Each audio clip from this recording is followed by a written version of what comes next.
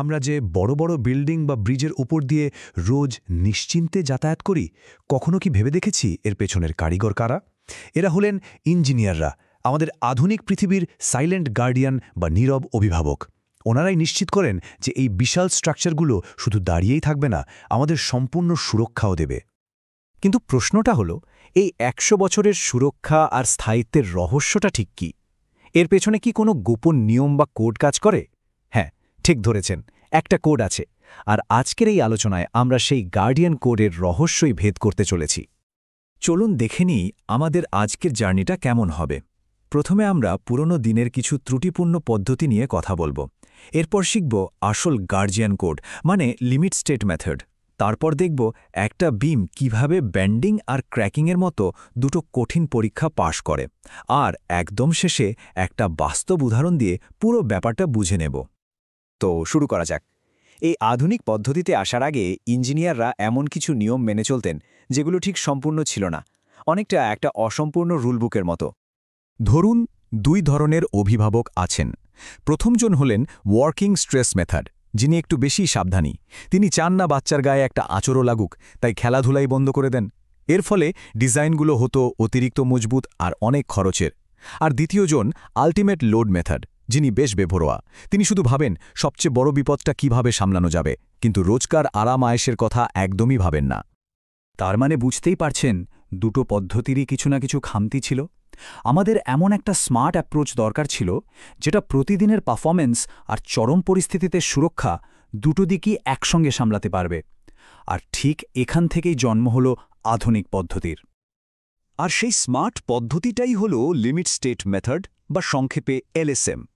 এটাই আজকের ইঞ্জিনিয়ারদের সেই গার্ডিয়ান কোড, যা দিয়ে তারা সুরক্ষিত আর নির্ভরযোগ্য স্ট্রাকচার তৈরি করেন। আচ্ছা, এই লিমিট স্টেট জিনিসটা আসলে কি? সহজ কথায় বলতে গেলে এটা একটা লক্ষণ রেখা বা বর্ডার লাইন। এই লাইনটা পেরিয়ে গেলেই একটা স্ট্রাকচার তার কাজ করার ক্ষমতা হারিয়ে ফেলে। হয় সেটা ভেঙে পড়বে অথবা ব্যবহারের অযোগ্য হয়ে যাবে। এই লিমিট স্টেট মূলত দুই রকমের। একটা হলো লিমিট স্টেট অফ কোল্যাপস, যেটা সরাসরি সেফটি বা সুরক্ষা নিশ্চিত করে। আর অন্যটা হলো লিমিট স্টেট অফ সার্ভিসিবিলিটি, যেটা পারফরম্যান্স বা ব্যবহারযোগ্যতা দেখে। ব্যাপারটাকে একটা মোবাইল ফোনের ব্যাটারির সঙ্গে ভাবা যেতে পারে। সার্ভিসিবিলিটি লিমিট হলো যখন ফোনটা লো পাওয়ার মোডে চলে যায়, কাজ করছে কিন্তু বেশ কিছু ফিচার বন্ধ। আর কল্যাপস লিমিট হলো যখন ব্যাটারিটা একদম শেষ, ফোনটাই বন্ধ। এখন ইঞ্জিনিয়াররা এই সুরক্ষাটা নিশ্চিত করেন কিভাবে? তারা ব্যবহার করেন পার্শিয়াল সেফটি ফ্যাক্টরস। ব্যাপারটা অনেকটা একজন পাকা শেফের রান্নার মতো। শেফ যেমন খাবারে একটু বেশি মশলা দেন যাতে স্বাদটা ঠিকঠাক আসছে, ইঞ্জিনিয়াররাও তেমনই লোডটাকে একটু বাড়িয়ে ধরেন।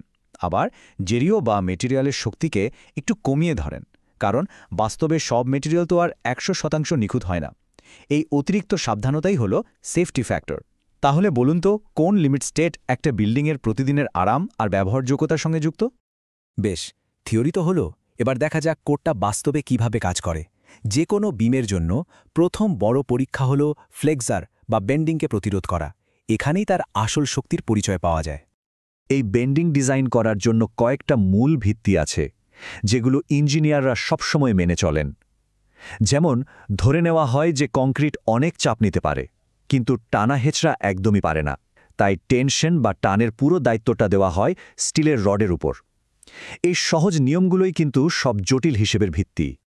এখানেই সবচেয়ে ইন্টারেস্টিং ব্যাপারটা, একটা বিম দুভাবে ফেল করতে পারে। আন্ডার রিনফোর্স ডিজাইনে স্টিল আগে দুর্বল হয়, তাই ভেঙে পড়ার আগে বড় বড় ফাটল বা ডিফ্লেকশনের মতো স্পষ্ট ওয়ার্নিং দেয়। এটা অনেকটা একটা কাঁচা গাছের ডালের মতো, যেটা ভাঙার আগে মচমচ করে শব্দ করে আমাদের সরে যাওয়ার সময় দেয়। অন্যদিকে ওভার ইনফোর্স ডিজাইনে কংক্রিট হঠাৎ করে কোনো ওয়ার্নিং ছাড়াই ভেঙে পড়ে, একটা শুকনো ডালের মতো, যেটা মট করে ভেঙে যায়। আমাদের কোড সবসময় বলে ওই মচমচে গাছের ডালের মতো ডিজাইন করতে। তো এই নিরাপদ মচমচে গাছের ডালের মতো ডিজাইনটা আমরা করব কি করে? এর জন্য ৩টে সহজ স্টেপ আছে। প্রথমে বিমের ভেতরে চাপ আর টানের ব্যালেন্স পয়েন্টটা খুঁজে বের করতে হয়। ২, এটা নিশ্চিত করতে হয় যে কংক্রিটের আগে স্টিল দুর্বল হবে। আর সবশেষে বিমের আসল বেন্ডিং শক্তিটা হিসেব করতে হয়।